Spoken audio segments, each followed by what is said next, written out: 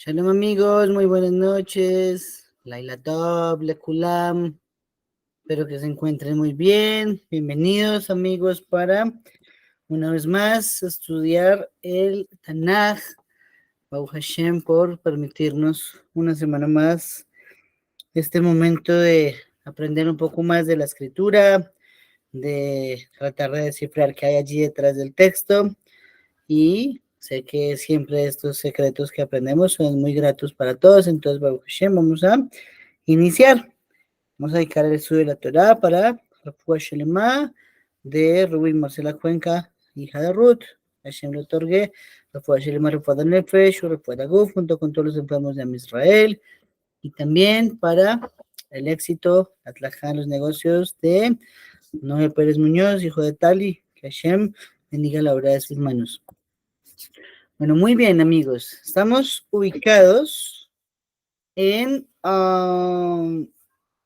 Shmuel Aleph, ¿cierto? Capítulo 24, Kaf Dalet.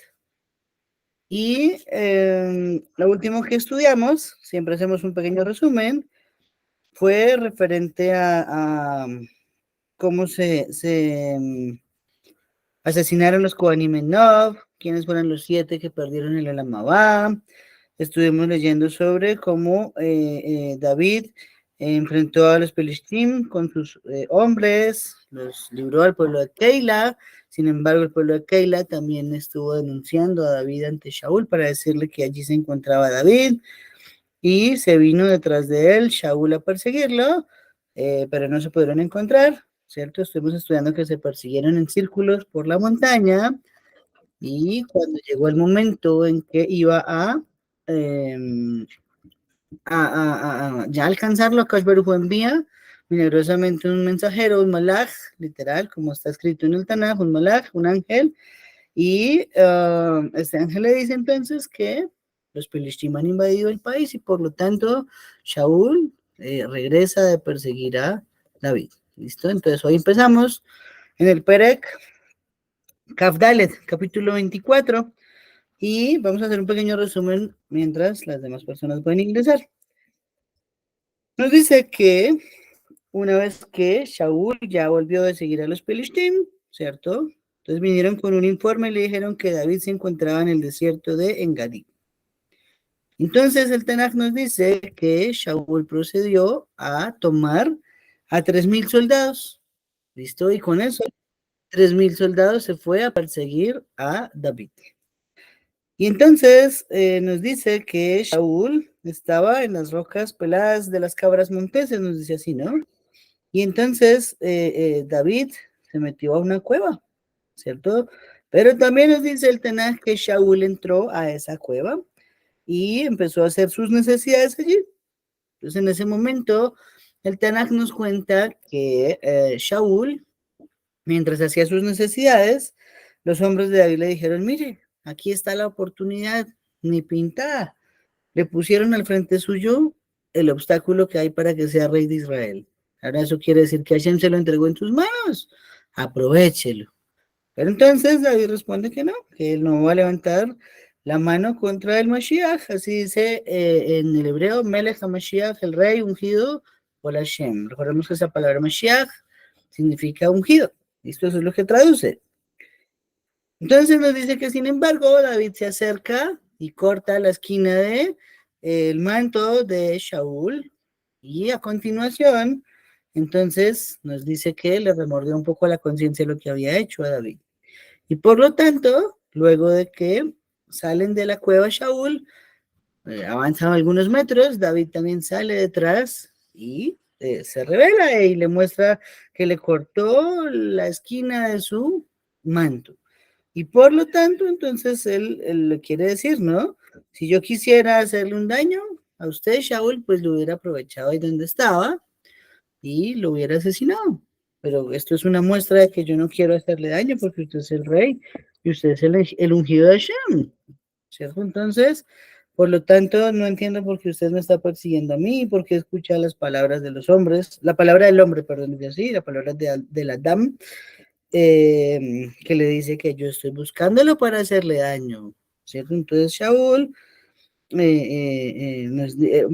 perdón, David sigue diciendo, Padre mío, acá está, mira, yo corté esta esquina de tu manto y es para que te des cuenta que no hay en mi maldad, ni sublevación, y no he pecado contra ti. Ahora juzga Hashem entre tú y yo, ¿cierto? Y menciona un proverbio, ¿no? Será iniquidad, pero mi propia mano no vendrá a estar sobre ti. Yo no sé ahorita dónde está ese famoso proverbio, ese famoso dicho. Y entonces, David, al momento que acaba de hablar, Shaul dice, ¿es esta tu voz, hijo mío David? Entonces empezó Shaul a alzar su propia voz y a llorar y pasó a decirle a David que David es más justo que él, lo reconoce como un tzadik y reconoce no solo que David es un tzadik, sino que Shaul está haciendo mal. Y por lo tanto, entonces, simplemente él reconoce algo muy interesante en el versículo 20 de nuestro capítulo, que yo sé que tú serás sin falta el rey de Israel, y el reino de Israel ciertamente perdurará contigo. Interesante, ¿no? Sin embargo, Shaul al final del capítulo le pide que, de todas formas, aunque él va a ser el rey, que no cortará a los descendientes después de él y no le quitará el nombre de la casa de su padre, sino que tendrá misericordia. David acepta, hacen un pacto, David se lo jura, y entonces regresa cada quien a su lugar. Shaul regresó a su casa, David y sus hombres se fueron a un lugar de difícil acceso. ¿Sí? Estuvimos estudiando hace una semana que David se movía mucho por el monte, ¿sí? Era una estratega de guerra y estaba en lugares que no son de fácil acceso. Muy bien, ese es el resumen de lo que vamos a estudiar. Para quienes recién se conectan, estamos en Shmuel Aleph, Perek, Kaf Dalet. ¿Listo? Primera Shmuel, capítulo 24. Entonces, listo. Lo primero es un poquito recapitulando lo que estudiamos hace una semana, que nuevamente acá aparece la lengua, ¿cierto? Porque el capítulo nos inicia diciendo que se le fue dado un informe a Shaul diciendo David se encuentra en Engadi. Entonces ahí estamos viendo que nuevamente la lengua empieza a causar el problema, el conflicto. Shaul estaba quieto, David estaba quieto y vino alguien que los puso a pelear. ¿Sí? Muy bien. Entonces, a continuación nos dice que cuando él sabe la ubicación de David, toma entonces 3,000 hombres y se va a perseguirlo, ¿cierto? Pero es más interesante que Shaul entra a una cueva a hacer sus necesidades, ¿no? Entonces, bueno, algo muy importante que nos enseña el Midrash Rabbah es que David se metió a esa cueva porque ya sintió que le pisaba, le respiraba en la nuca, le seguía las pisadas muy cerca de Shaul. Entonces él decide con sus hombres entrarse a una cueva. Pues, imagínense ustedes cómo sería la cueva de pequeña que David nos acabó de decir en el capítulo anterior que ya tenía 600 hombres. Sí, es tremendo. Pues una cueva donde caben 600, eso tiene que ser algo grandísimo. Y sin embargo, cuando entraron, pues también hay otra pregunta que hacernos, ¿no? ¿Cómo es que Shaul también decide entrar a una cueva a hacer sus necesidades, ¿sí? Como que la cueva pueda tener un animal adentro, un oso, un león, qué sé yo, serpientes, en la cabeza de un dinosaurio. Entonces, eh, ¿cómo es que se mete Shaul a una cueva, no? Esa es la primera pregunta que nos deberíamos hacer. Entonces el Midrash nos cuenta una respuesta. Dice que una vez entra David, entra en sus hombres a la cueva, aparece una araña gigantesca que teje una telaraña en la puerta. De forma pues que cuando Shaul va a entrar a la cueva, dice, no, si hay una telaraña es porque adentro no hay nada, ¿sí? Porque la telaraña, si la tejió la araña, pues primero se sabe que es una araña grande, tuvo que tejerla desde afuera, no pudo hacerlo desde adentro. Entonces él decide entrar, corta esa telaraña y accede a la cueva.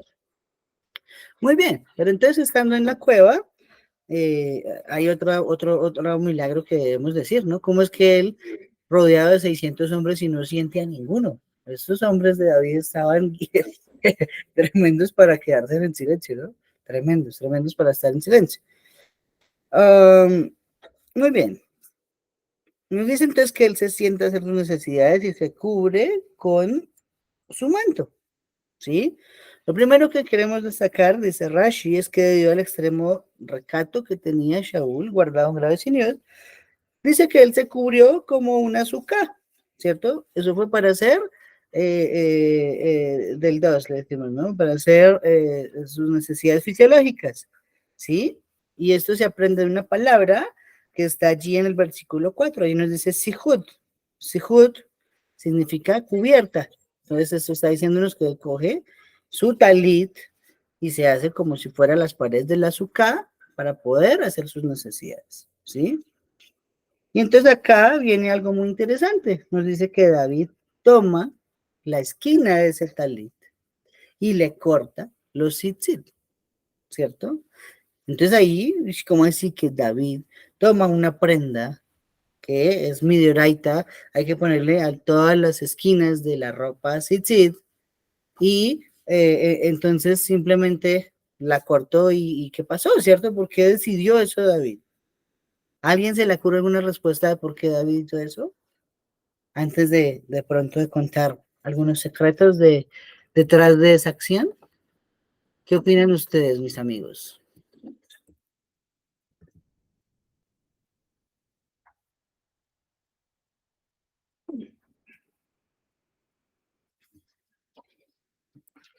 Pues es rara la decisión, ¿no? ¿Quién decide cortar un tzitzit?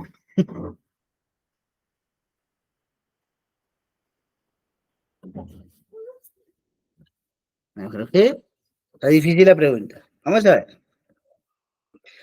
Lo primero es, tenemos que decir que fue algo que lo llevó a hacer un amigo de todos que se llama el Yetzer Hará, ¿sí? Por dos motivos, ¿sí? Yo tengo identificados dos motivos. El primero, porque retrocedemos un poquito en el tiempo, llega el momento en que el profeta Shmuel se presenta donde Shaul y después de que lo regaña, lo destituye como rey de Israel, ¿cierto? Y entonces nos cuenta allí que Shaul se pegó al talit de Shmuel y lo rompió, ¿cierto? Entonces Shmuel le dice, así como rompiste mi manto, así el reino será roto de ti. Entonces, en su momento estudiamos que esa frase no solamente implica la literalidad de que el reino sería quitado de la tribu de Benjamín y sería pasado a otra tribu, que en este caso fue Yehudá, sino que también le está dando una señal, que aquel que le rompa a él el talit, ese va a ser la persona que va a gobernar. Entonces, aunque el Yetzirah inclinó a David a cortar las esquinas del talit de Shaul, entonces aprendemos también que esto fue voluntad de Hashem, porque así Shaul iba a reconocer quién iba a ser el rey de Israel después de él. Uno. Respuesta número dos. eh,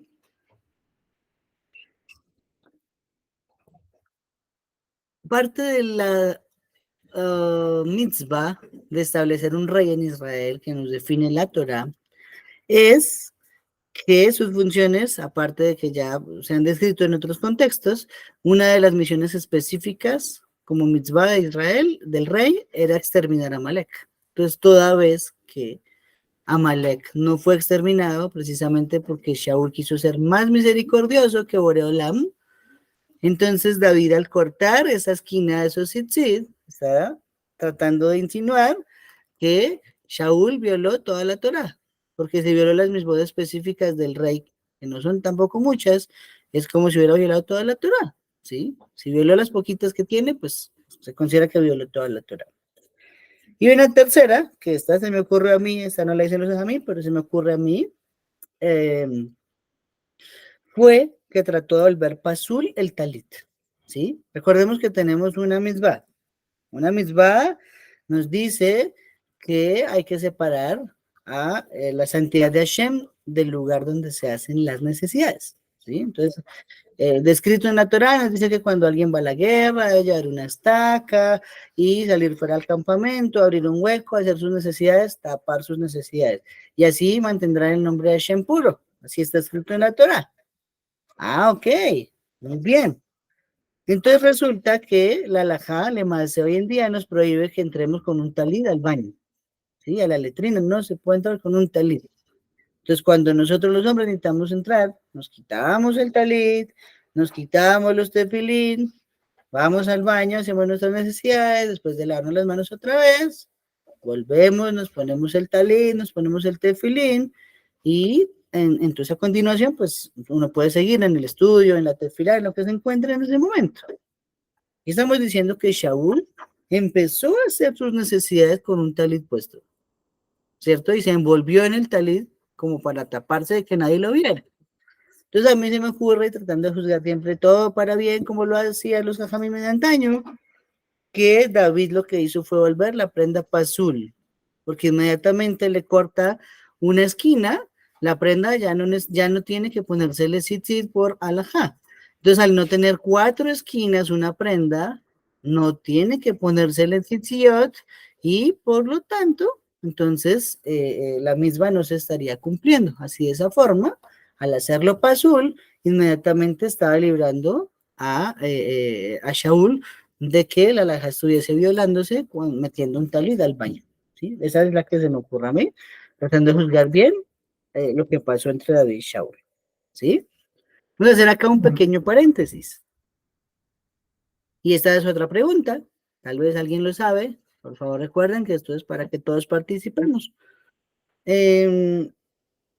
¿Por qué consideramos que los tzitzit equivale a 613 mitzvot? ¿Alguien conoce la respuesta a esa pregunta? Sadak, sigue por favor. שלום עליכם, מורה. לילה טוב. Ahí la tengo, mi amigo. Se te fue el micrófono. Los sí representan los 613 mandamientos porque cada nudo que tiene son 5 nudos. Cada nudo representa, Sí, son 5 nudos y 8 hilitos. ok.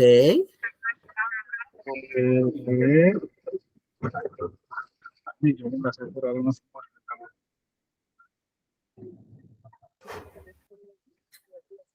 Se te va el audio, no te escuchamos bien, se te oye muy lejos.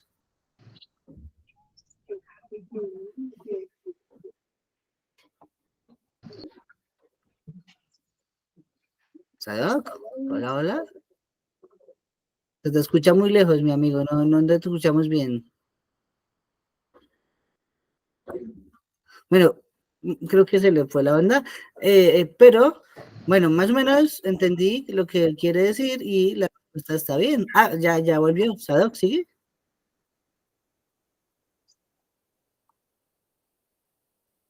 Hola, hola. Ajá. Sadak, no te estamos escuchando. ¿Me escucha? Háblanos un poquito más fuerte, porfa.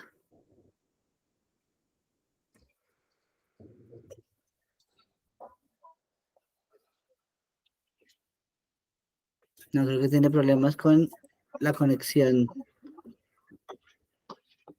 Bueno, mis amigos, entonces, le entendí lo de los nudos y lo de los hilos, ¿sí? Entonces ahí tenemos que son 8 hilos que tiene el tzitzit, ¿cierto? Y 5 nudos que tiene el tzitzit. Ahí daría 13. ¿Dónde salen los otros 600? Porque digamos que tiene que darnos 613, ¿no? Entonces, ¿cómo nos da 613? Eso lo sacamos de la gematría de la palabra tzitzit. ¿Listo? ¿Cómo se escribe tzitzit? Se escribe Sadik Yud y Taf. Entonces recordamos que Sadi vale 90, Yud vale 10, ahí tenemos 100, ¿cierto? Luego tenemos otra vez Sadik 90 y Yud 10, otros 100, ahí van 200. Y la letra Taf vale 400. Entonces ahí están 600 más los 5 nudos más los 8 hilos. Entonces eso nos da 613. Pero aparte hay algo también muy bonito. Entre cada nudo y nudo hay una cantidad de hiladas que tiene cada tzitzit, ¿cierto? Entonces, cada uno mire su tzitzit, ¿cierto? Revíselo y tiene las lazadas generalmente así. Como son 5 nudos, entonces hay 4 intermedios, ¿cierto? Entre 5 nudos hay 4 intermedios. ¿Qué tenemos? La primera lazada tiene 7. La primera hilera tiene 7 lazadas. La segunda hilera tiene 8 lazadas. La tercera hilera tiene 11 lazadas y la cuarta hilera tiene 13 lazadas. ¿Sí? Entonces, ¿cuánto nos suma todo esto? Todo esto nos da 7 más 8 son 15.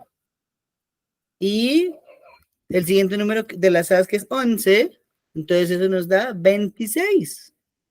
Eso nos da como la geometría del nombre de Hashem, ¿cierto? Como el nombre sagrado, 4 letras de Hashem. 26. Y luego tenemos 13, ¿cierto? Esos 13, la última de todas las hiladas, significan la palabra Ejad, ¿cierto? Ejad es 1, como decimos en el Shema. Entonces eso nos viene a enseñar que cuando recitamos, pero cuando nos ponemos Tzitzit, es porque estamos aceptando sobre nosotros las 613 mitzvot. Y también, al utilizarlos, estamos proclamando que Hashem es uno y único. Entonces es una prenda muy importante, ¿sí? Talit, tanto Katán como Gadol, que tiene Tzitzit, toda prenda que tenga Tzitziot, eso es uno de los significados que tiene. Muy bien, seguimos y nos sigue diciendo el Tanaj. Entonces, después de esto, que cortó los tzitzit de Shaul, entonces David salió de la cueva, ¿no? Entonces, al salir de la cueva, nos dice que le gritó a Shaul, diciéndole, mi señor el rey. Y entonces David empezó a inclinarse delante del rey y le habló palabras y le dijo, ¿por qué escuchas las palabras del hombre? Que dice, mira, David anda buscando hacerte daño, ¿cierto? Entonces, ¿qué aprendemos de acá, no? Nos está diciendo, antes que eso, que David dispersó a sus hombres, en el versículo 7. ¿Qué significa que los dispersó? En hebreo esa palabra está escrito Baishazá, ¿cierto? Baishazá quiere decir reprender. Eso significa que no solamente los regañó, sino que la raíz de la palabra es dividir, ¿cierto? Y esto es porque habían opiniones divididas. La mayoría le decía, Shaul está a su disposición, mátelo, ahora sí va a ser usted el rey de Israel. Sin embargo, David razonó con todos y al final logró disuadir esa opinión. Por lo tanto, esa es la palabra que se utiliza allí. Y luego nos dice que le pregunta a David, ¿por qué estás escuchando al hombre? ¿Cierto? Como si fuese una sola persona, pero está súper raro porque hasta ahora nos ha dicho que la gente de los pueblos es la que envía mensajeros hacia Shaul y le dice, David está por acá, David se resguarda en nuestro territorio, pero acá solo está individualizando a una persona. Dice, ¿por qué escuchas al hombre que dice, mira, David anda buscando hacerte daño? Ok, entonces Rashi nos cuenta que se está refiriendo a Doeg el Edomita, ¿sí? Es Doeg el Edomita, ¿sí? Porque si lo está individualizando y hasta ahora solo sabemos de alguien que tenía enemistad fuera de Shaul con David, era el mismo jefe del Sanedrín. Entonces aquí tenemos un problema, porque normalmente cuando alguien está para un cargo importante, normalmente puede pasar que ese alguien, el poder, el honor de ese cargo, entonces lo llevan a tomar decisiones que no están correctas. Y así de esa forma, entonces luego lo Edomita se iba desdibujando de lo que significaba ser jefe del Sanedrín. Muy bien, entonces Rashi nos cuenta que a partir del versículo 11, David usa otras palabras para referirse a Shaul y le dice, Padre mío, ¿cierto? Ve la esquina de tu vestidura, porque cuando corté la esquina no te maté. Sabe que no hay en mi mano maldad ni sublevación y no he pecado contra ti, mientras que tú estás acechando mi alma para quitármela. Entonces, ¿esto qué nos viene a significar? ¿Cierto? Le está diciendo, Si yo quisiera asesinarlo, pues sería tan fácil como haberle cortado la esquina. Antes me hubiera demorado menos, porque mientras se corta una esquina de un tzitzit, a diferencia de ensartar la espada de una persona, pues es mucho más rápido ensartar la espada de una persona, ¿cierto? Pero también de ahí aprendemos una alajá, ¿listo? Hay una alajá basada en una mitzvah de la Torá que nos dice, Kabed, Edavi Kabed y Meja, ¿cierto? Honra a tu padre y a tu madre, para que tus días se alarguen en la tierra que Hashem Tolaim te entrega. ¿Eso qué viene a significar? ¿Cierto? Que existe un din dentro de qué significa ser un padre y una madre. Para todos los efectos, no existe la palabra suegro ni la palabra suegra en el hebreo. Cuando la Torah nos dice, el hombre se unirá a su mujer y los dos harán una sola carne, nos está diciendo que desde ese momento no existen suegros y no existen suegras, sino existen papás y existen mamás. Entonces, ese es el motivo por el que la lengua hebrea no tiene suegro ni suegra, sino al suegro de la suegra se les dice Abba y se les dice Ima, ¿cierto? Eso también nos enseña que debido a que se les dice Abba y se les dice Ima, nosotros estamos obligados a honrar a los suegros como se honra a nuestro padre y a nuestra madre, ¿sí? Eso es el significado más importante de donde se aprende esa alajá del rey David. David Amelech se refiere a Shaul como mi padre. Y no le estaba diciendo eso porque fuera el rey de Israel, sino porque él era también su suegro. Recordemos que David estaba casado con una hija de Shaul. ¿Listo? Entonces eso es muy importante. Así como tratamos a papá y mamá, así debemos tratar a suegro y a suegra. Todo lo que hacemos por papá y mamá debemos estar dispuestos a hacerlo por suegro y por suegra también. Eso es lo que aprendemos de ese versículo. Muy bien. Luego nos sigue diciendo David, tal como dice el proverbio de los antiguos. Aquí está algo rarísimo, ¿no? Porque hasta ahora, por ejemplo, el libro de Mishlei no se ha escrito. Entonces, no era un proverbio citado de el libro de Mishlei. Vamos a ver qué es lo que quiere decir. Dice, de los inicuos procederá iniquidad, pero mi propia mano no vendrá a estar sobre ti. Entonces, ¿tras quién ha salido el rey de Israel? ¿Tras quién estás corriendo? ¿Tras un perro muerto? ¿Tras una sola pulga? Tiene Shem que llegar a ser el juez y tiene que juzgar entre yo y tú, y él verá y él conducirá la causa judicial para mí y me juzgará para librarme de tu mano. Entonces, ¿qué está diciéndonos acá David Amelech o qué le está queriendo decir a Shaul? ¿A cuál proverbio se está refiriendo? Bueno, está en Shemot, capítulo 21, versículo 13. Ahí estamos hablando de la Parashá Mishpatim. Y en la Parashá Mishpatim se están dando leyes civiles, ¿cierto? Por eso se llama Mishpatim, son leyes de la sociedad. Y por lo tanto, una de ellas, que habla de las ciudades de refugio, donde puede huir un asesino que le quitó la vida a alguien sin pensarlo, sin planearlo, sin premeditarlo, entonces él puede huir allá. ¿Y por qué? Porque nos dice la Torá, Hashem lo destinó en su mano. Es decir, que Hashem destinó que una persona que aparentemente es inocente sea matada por otra persona que también es inocente. Y todo está disfrazado a través de ese acto, pero en realidad es mida que negue mida, porque la persona fallecida merecía un acto de muerte, pero Akadosh Baruj Hu lo hace parecer como que fue un accidente y de esa forma le guarda el honor a esa persona, pero le cobra de todas formas con la vida. Entonces está diciendo ahora sí, recapitulando por qué está citando ese proverbio o ese versículo más bien de la Torá, David en este contexto, es para decirnos que Hashem mismo, cuando pone a alguien en manos de otro, es porque él así lo ha decidido, no porque sea un accidente y una casualidad. Por lo tanto, ahora que están hablando de cara a cara y queriendo hacer como un tratado de paz el uno al otro, está diciendo que si algún día la muerte lo va a alcanzar, pues será porque él se lo merezca, así como está insinuado en la Torá, que no hay muertos accidentales, sino que cada quien tiene una acción que lo llevó a eso por parte de Hashem. ¿Listo? Interesantísimo, ¿no? También amplía los Jajamim diciendo que es referente a David. Está diciendo que incluso si Shaul mereciese la muerte, David no iba a hacer nada al respecto para causar esa muerte. Y sí, efectivamente así mantuvo su palabra. David, ¿sí? Y aquí el término que utiliza para referirse al rey, que es el rey Mashiach, Melech HaMashiach, dice así el Tanaj, porque el Mashiach quiere decir el ungido, y entonces ese ungido había sido Shaul. Muy bien.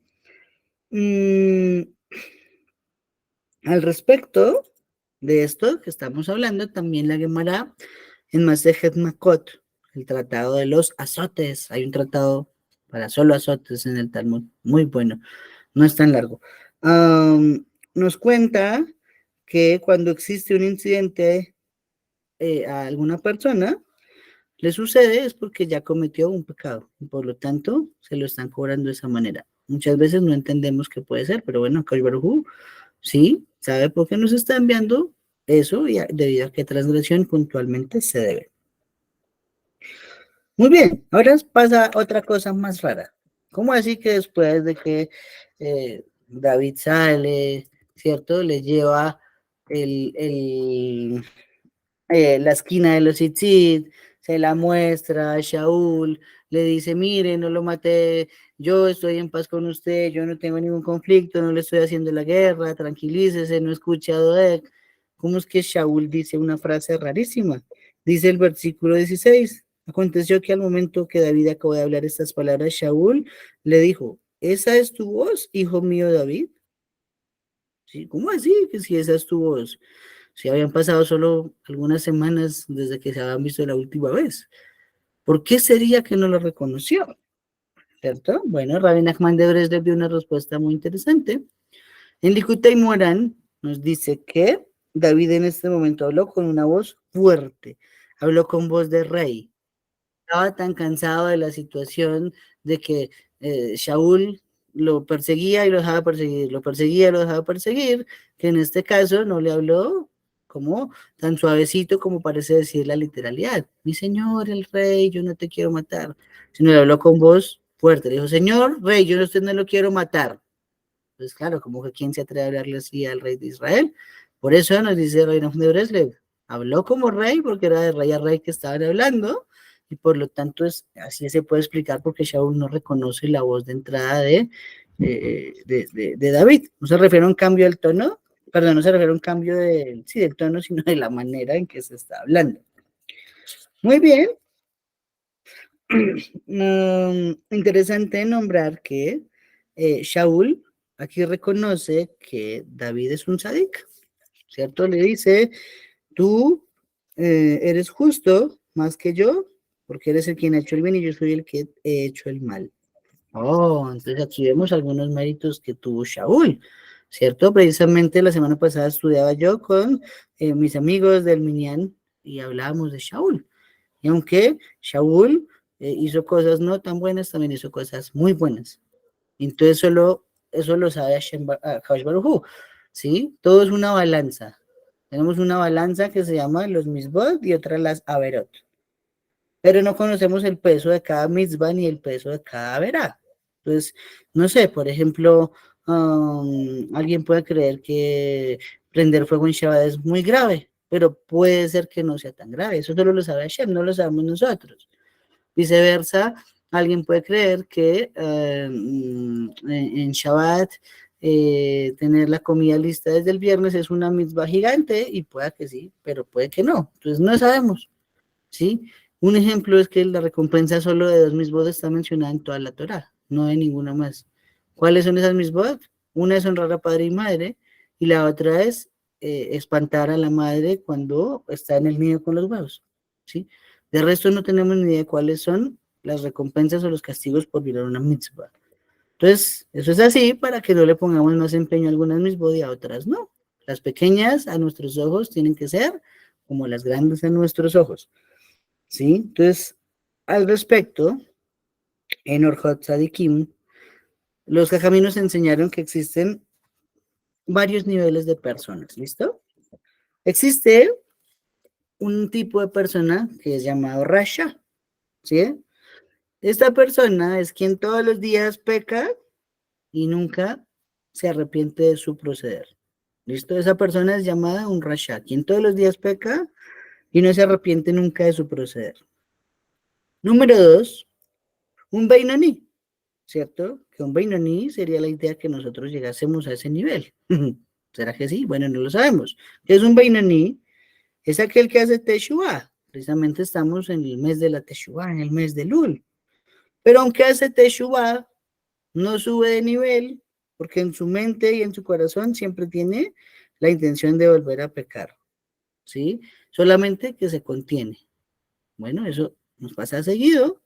Me imagino que en el mundo converso, sobre todo, que ya conocemos la parte del mal muy desembocada por todo el contexto en el que hemos nacido, nos lleva a pensar que hay otros estilos de vida fuera de la Torah, ¿cierto? Ya los conocimos. Pues claro, el corazón seguramente va a querer un día volver a alguna andanza que tuvo antes, pero se alcanza a refrenar.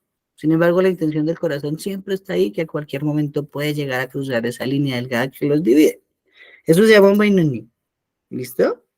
Tercer nivel es un Sadik. Aquí es donde está ubicado David, según las palabras de Shaul. Lo está ubicando acá en este nivel de Sadik.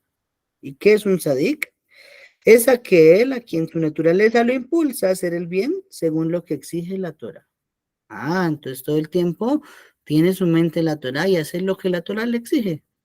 No hace más, solo lo que la Torah le exige. ¿Listo? Ah, muy bien. Pero hay un cuarto nivel que es llamado un Hazid, ¿cierto? Un Hazid está por encima de un Sadik. ¿Quién es un Hazid? Es aquel que hace más de lo que hay que hacer, más allá de sus capacidades. Entonces es aquel que no solamente cumple lo que dice la Torá, sino va un poquito más allá. Es aquel que si tiene una oportunidad de pecar y la halajá le pone un cerco, él pone un cerco mayor para evitar cometer una transgresión. Eso se llama un hasid, ¿sí? Traducción sería como un piadoso, ¿sí? Ok. Pero hay un nivel superior a todos ellos que se llama un yashar, una persona recta, ¿sí? Hasta ahora lo que he estudiado es el único que lo ha alcanzado, se llama Moshe Rabbeinu, ese nivel de Yashar, ¿sí? Por eso precisamente existe un libro Midrash llamado Sefer HaYashar, el libro del recto. ¿Y quién escribió el libro del recto? El mismísimo Moshe Rabbeinu. Eso es muy bonito, se lo recomiendo, eso se consigue en internet. Este libro no lo escribió con inspiración divina, sino que es su versión midrashica, digámoslo de esa forma, de todo el relato del Maaseh Bereshit, de la creación, de los Sabot. Bueno, dicho, es un escrito de la Torah, pero en las palabras de Moshe propiamente, no con Nebuah, sino su versión. Es muy interesante, le enseña a uno varias cosas que uno no ha visto. Entonces ese es el Yashar. ¿Quién es el Yashar? Ya dijimos que el ejemplo sería Moshe, pero la definición es aquel que llega a un nivel de Kedushá, ¿cierto? Y que se considera que a pesar de todos sus bienes materiales, él sirve a Shem con todo lo que él le da. Entonces, es decir, si lo sirve con poco o lo sirve con mucho, siempre lo está sirviendo con todo lo que tiene. Eso es algo importante, vean que se acerca el día del juicio, muchachos. De este Shabbat, en una semana, es Rosh Hashanah, ¿cierto? Hashem va a juzgarnos si merecemos vivir, si vamos a tener Parnasá todo el año, y seguro que son los dos principales pedidos que todos vamos a hacer, pero hay que convencerlo a Hashem. Vamos a decir que alguien ha servido a Hashem durante todo este último año limitado, ¿cierto? Sin embargo, con esa limitación económica, si se esforzó por comprar un platito especial para Shabbat, entonces Hashem va a decir, pues si eso hizo con poquito, seguramente que con harto va a hacer mucho más. Entonces viene una prueba que es ahora el lado opuesto. Ya se sirvió a Hashem desde la necesidad, ahora hay que servirlo desde la amplitud. Ok. Viceversa, alguien lleva todo el año sirviendo a Hashem con amplitud porque tiene Parnasá Tová. Tal vez Hashem, tal vez Shalom lo aleinu, decreta que este año le va a disminuir sus ingresos. Entonces vamos a ver que si le va a hacer una disminución significativa a Hashem, o por lo menos que sea proporcional a esa disminución también de Parnasá que hubo. Entonces eso es muy importante. Ahora que viene Rosh Hashanah, hay que convencer al amo del universo de las necesidades que vamos a tener. Y hay un nivel superior a todo esto que acabamos de mencionar. Entonces ya mencionamos el Rasha, el Beinoni, el Sadik, el Hasid, el Yashar, y hay uno llamado el Neman. Neman es el fiel, ¿no? Y ese sí es solamente a Kadosh Baruj Hu, nadie más. Por eso, cuando no hay minyan, por ejemplo, nosotros para decir el Shema, antes de decir el Shema, decimos el Melech Neman, ¿cierto? El rey fiel. Y esas siglas, el Melech Neman, es lo que significa amén, ¿cierto? Esas son las iniciales de la palabra amén.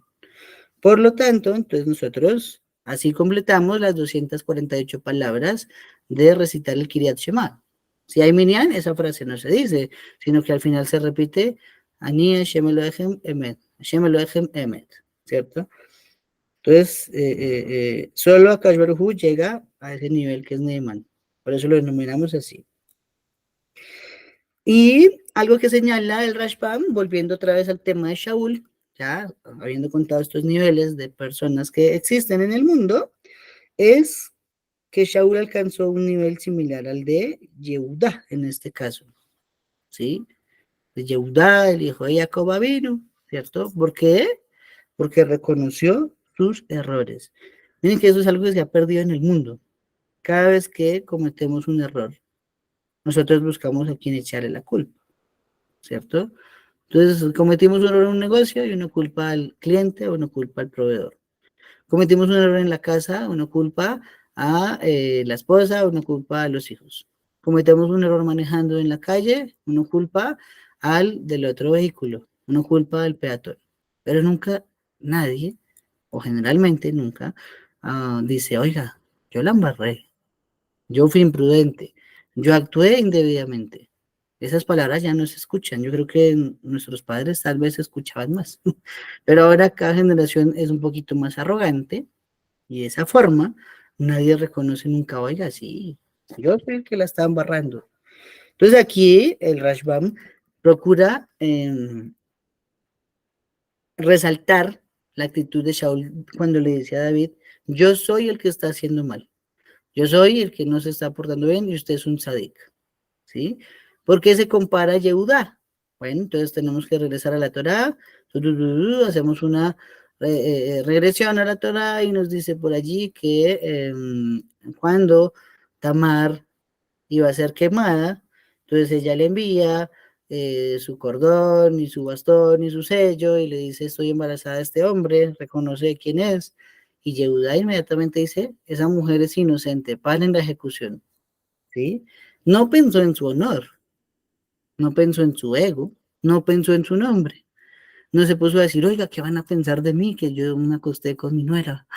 Ay, no, no, no, no, no, mi nombre va a quedar mal, voy a quedar yo como un degenerado, como un pervertido, como un incestuoso. No, él dijo, ella es inocente. Acá el culpable soy yo. Entonces, esa acción de reconocer le salvó la vida a Tamar. Y de esos hijos que Tamar le dio a luz, que se llamaron Pérez y Seraj, ¿cierto? De allí nació la dinastía hasta ahora de David Amelech, y un día por esa misma dinastía nacerá el Melech HaMashiach, ¿cierto?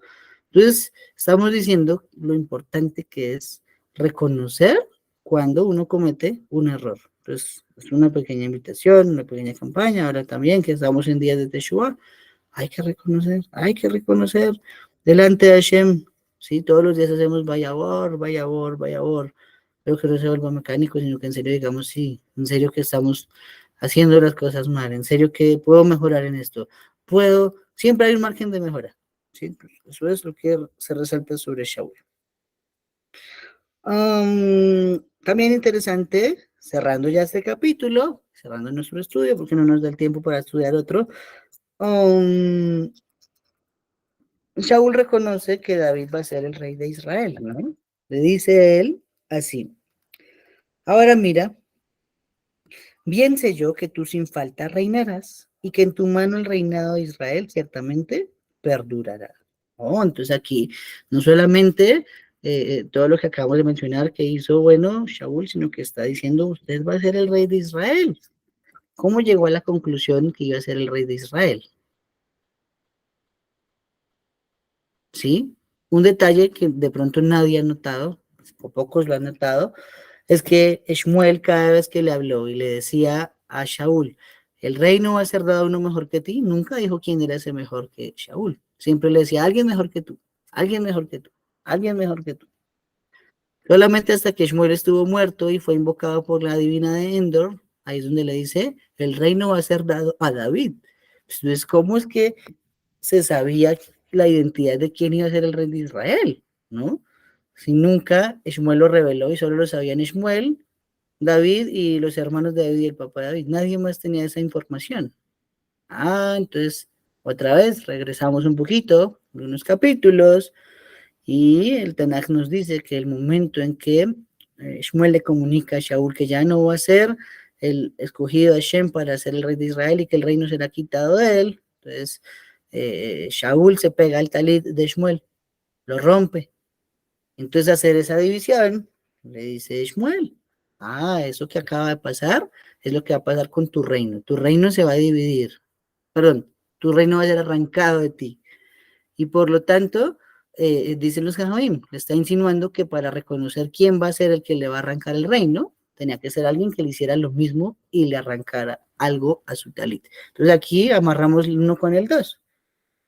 Mira que Negues, mira, Shaul le rompió el talit a Shmuel, David le rompe el talit a Shaul. Y de esa forma él concluye diciendo, entonces este hombre es el famosísimo hombre mejor que yo. Entonces, momento de lucidez, pero bueno, más adelante volvió y persiguió otra vez a David. Siendo mujer se le saltaba el taco un poquito a nuestro apreciado rey Shaul. Y luego de que le dice que reconoce que va a ser el rey de Israel, le hace un juramento y le pide algo muy especial. Le dice, mira, ya sé que tú vas a ser el rey de Israel, todo va a estar bien contigo y con Israel, pero entonces te quiero que me jures por Hashem que no cortarás a mi descendencia después de mí y que no aniquilarás mi nombre de la casa de mi padre. Entonces, por consiguiente, David le juró a Shaul, después de lo cual Shaul se fue a su casa y David regresó a la montaña. ¿Sí? Entonces también hay que resaltar que todo juramento que se hace en nombre de Hashem hay que cumplirlo. ¿Sí? Por eso normalmente nosotros tenemos todo prohibido usar el nombre de Hashem y jurar por el nombre de Hashem. Pero nosotros no tenemos palabra. Yo hablaba precisamente con un amigo y le decía, a mí me ofende mucho cuando alguien no tiene palabra, porque hace días él me escuchó peleando con alguien por teléfono en un negocio, donde habíamos acordado unos términos y me los cambió el día del negocio. Entonces, a mí eso me enoja mucho, que una persona no tenga palabra. ¿Sí? Se perdió tanto que ahora tenemos que remitirnos solo a documentación escrita y si no, dijo una ex cuñada, las palabras se las lleva el viento. Entonces, claro, las palabras se las lleva el viento y con esa frase, entonces todo el mundo se sale de las responsabilidades que adquirir, ¿sí? Entonces, David honró su palabra aún después de muerto Shaul. Empezando el libro de Shmuel Bet, vamos a encontrarnos que una vez fallece Shaul, fallece Jonatán y fallecen todos los hermanos de Jonatán. Entonces, David queda como rey de Yehudá durante 7 años, y al cabo de los 7 años, ya ahora sí se vuelve rey de todo Israel, y lo primero que hace siendo rey de Israel, o de las primeras acciones, es buscar descendientes de Shaul para cumplir esta promesa que había hecho. Entonces él estaba comprometido por ambos lados. Le había hecho la misma promesa a Jonatán, la última vez que se vieron, en el capítulo anterior, y le hizo la misma promesa a Shaul. Entonces eso no se puede quebrantar. De pronto el de Jonatán, pues tal vez una tarán de Darín lo hubiera librado, pero acá no, porque acá usó el nombre de Hashem para hacer un juramento y eso es inquebrantable. Entonces eso se ve reflejado en que aparece un descendiente lisiado de Shaul llamado Mefiboshet, y a él es a quien Shaul le puede, perdón, a quien David le puede hacer todo el gesed que le ha prometido a Shaul. Sin embargo, otro pequeño hidush que estábamos adelante, pero contémoslo de una vez, es que también por Mefiboshet, por un acto que involucró a Mefiboshet, es que Israel fue dividido, ¿sí? Israel, recordemos que durante el reinado del nieto de David, llamado Rehoboam, se partió su reino en dos, entonces una sola tribu se quedó con él, llamada Yehudá. Benjamín No fue una tribu completa que se quedase, sino las personas que vivían en Jerusalén. Pero para todos los efectos, como ahí está el Bet HaMikdash, entonces se considera que todo Benjamín se quedó, pero en realidad eran poquitas personas de Benjamín. Y luego se unió a ellos un remanente de Leví, porque precisamente ellos eran los que hacían el servicio del Bet HaMikdash. Entonces ellos son los que se quedaron y el resto se fue de Eretz Israel, se perdió. La mayoría no volvió, aunque por ahí estuve leyendo más de Megilá, que los Jajamim dicen que parece que de ese exilio se volvieron las 10 tribus en algún momento. Un día lo voy a profundizar para podérselos enseñar. Entonces, ¿qué pasó? ¿Por qué hubo una división con Rehoboam? Pues eso estuvo disfrazado de una solicitud de reducción de impuestos, ¿no? Pero en realidad eso no fue el motivo, ese fue solamente ¿cómo decirlo? Sobre el papel, cómo Hashem quiso mostrar cómo juzga el mundo. En realidad vamos a ver más adelante que David estuvo huyendo un tiempo de un hijo de él llamado Absalom, y mientras huyó de Absalom, no encontró por ningún lado a Mefiboshet. Pues él era lisiado y no podía correr a la par de David. Entonces hay un momento en que el siervo de Mefiboshet, que se llama Tzibá, llega y le pregunta a David, bueno, ¿y dónde está tu amo? Y él le dice, no, pues él está del lado de Absalón, se quedó allá porque él dijo que era leal al rey de Israel, no a usted. Entonces David aceptó ese testimonio que le dio Sibá, y él decreta en ese momento y dice, entonces todos los bienes que eran de Shaul van a partirlos. Una parte va a ser para ti y otra parte para Mefiboshet. ¿Sí? Después David se da cuenta cuando llega a Jerusalén y llega al palacio que allí estaba Mefiboshet con la misma ropa que hace 6 meses se había ido David, la tenía puesta todavía Mefiboshet, con la barba de 6 meses, con el pelo de 6 meses, y se dio cuenta que el hombre estaba sufriendo. Sin embargo, nunca cambió el decreto de que los bienes debían ser distribuidos entre Mefiboshet y Sibá. Entonces allí nos cuenta la Gemara que se escuchó una voz celestial que proclamó y dijo, así como has dividido los bienes de Shaul de forma injusta por aceptar una calumnia de Sibá, así el reino va a ser dividido de ti, y por lo tanto es que con el reino de Rehoboam se parten dos a Israel. ¿Listo? Entonces, bueno, dejamos hasta acá, tenemos el capítulo 24 que acabamos de terminar, perdón, dentro de una semana. Es Hashem, el último shiur del año que haremos del Tanaj, porque ya es el último Yom Shelishi del año. Entonces, vamos a ver para el Yom Revi del año, entonces será el capítulo 25. Y precisamente este capítulo habla de Rosh Hashanah. Qué bonita coincidencia, qué bonita simetría que da Hashem para que los temas se den cuando se necesitan. Vamos a hablar de la importancia de un minyan el día de Rosh Hashanah. Eso va a ser la historia de David con Nabal y Abigail. ¿Listo? No sé si antes de despedirnos, ¿alguien tiene algún comentario de lo que estudiamos? ¿Alguna pregunta? Y si no, ya con esto nos daríamos despedidos por la mañana. Yo tengo una, More. Buenas noches, yo tengo una, More. Dale, dale. ¿Aló? ¿Me escuchan? Sí, señor, se te escucha, Sí, dale. usted decía que en lo de honrar a padre y madre, habló de los suegros y que no existe la palabra suegros en la Torá. Pero entonces mi pregunta es con respecto a los que somos o vamos a ser conversos, que se dice que no tiene padre ni madre, que pasa a ser un hombre solitario como lo fue Abraham. Esa es mi pregunta. ¿Quién es el padre y quién es la madre para un converso? Ok, muy buena pregunta, muy buena pregunta. Ok, listo. Para todos los efectos, todos los que somos conversos o que van a ser conversos próximamente, pues rayen todos, todos tenemos un nuevo nombre, ¿no? Entonces ese nuevo nombre no solamente va a ser un nombre con la fuerza del hebreo, sino que el apellido, digámoslo de esa forma, va a ser Ben Abraham. Todos nos vamos a llamar Ben Abraham, Ben Abraham, Ben Abraham. Según dice la halajá, técnicamente, al adoptar una neshama, o parte de una neshama más bien, en nuestro interior, inmediatamente todo parentesco que tenemos queda invalidada, ¿sí? Porque somos una nueva persona que acaba de nacer. Entonces, ejemplo, si hay dos hermanos, técnicamente la Torah prohíbe que se casen, ¿no? Eso es incesto. Pero si ambos se convierten en el judaísmo el mismo día, técnicamente se pueden casar porque ya no son hermanos, ¿sí? Entonces, bueno, para todos los efectos, cuando uno se va a convertir, el Beit Din le recuerda y le dice, recuerde que desde este momento su papá no es su papá, su mamá no es su mamá, usted ahora es un alma nueva que pertenece a Am Israel y su padre solo es Hashem, ¿sí? Sin embargo, dice la halajá, no nos podemos desentender de las personas que nos trajeron a este mundo, porque para que nosotros nazcamos necesitamos una sociedad de tres, se compone de papá, de mamá y de Akash Baruj Hu, ¿cierto? Entonces, no quiere decir que entonces ya soy judío, de mi papá y mamá, chao, no me llame, no me busque, no me hable, si tiene hambre, pues de malas porque usted no es judío, bueno, no, así no funciona. Acá nos dice que debemos preocuparnos por lo menos de que tengan sus necesidades básicas.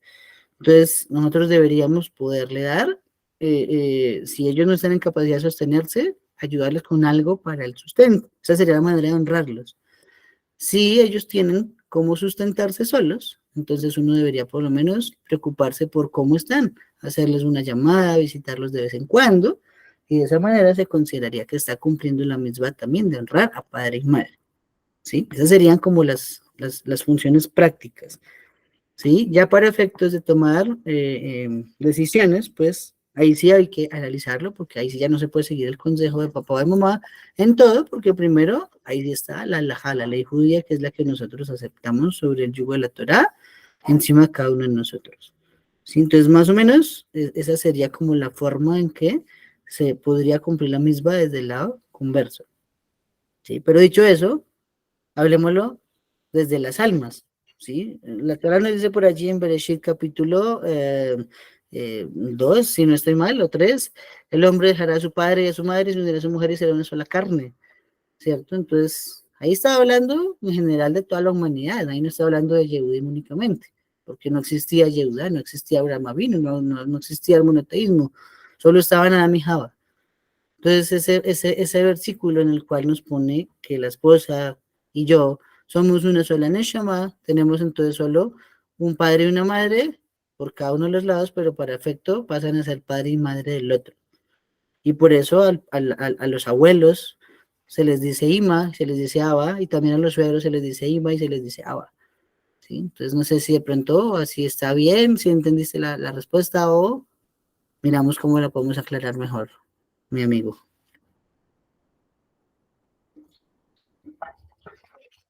Muchas gracias, sí, señor, quedó claro. Ok, Baruch Hashem. Vi que alguien estaba levantando la mano, pero no alcancé a leer quién fue. ¿Alguien tiene alguna otra pregunta? Según el Rav que habíamos estudiado, Rabino Abraham nos dijo que, aparte de ser el hijo de Abraham, también el Rav, un rabino que nos instruyó a nosotros, pasa a ser nuestro padre. Ok, y tiene una fuente, la Torah. La Torah cuando está hablando del Shema, dice, la enseñarán a sus hijos.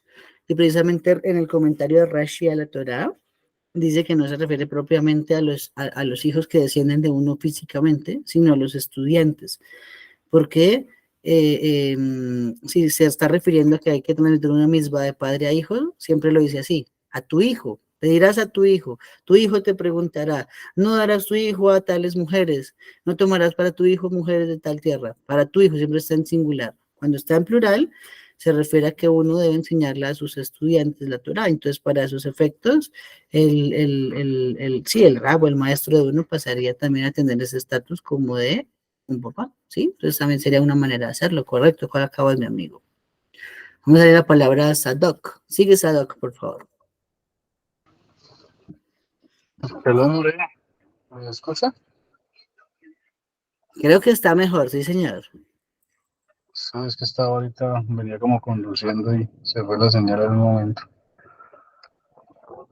Tengo una pregunta con relación a, es que en ese instante usted tocó un tema que en dos mismos se cumple la Torah, honrar a padre y madre, ¿y cuál era la otra? Que no, se fue la onda y no.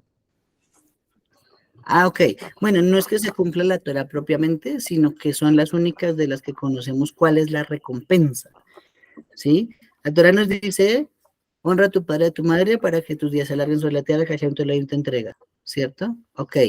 Y hay otra mitzvah, ya en el libro de Barim, que nos dice que si quiere uno tomar los huevos de un nido y ahí está la mamá, hay que espantar a la mamá y después sí tomar los huevos.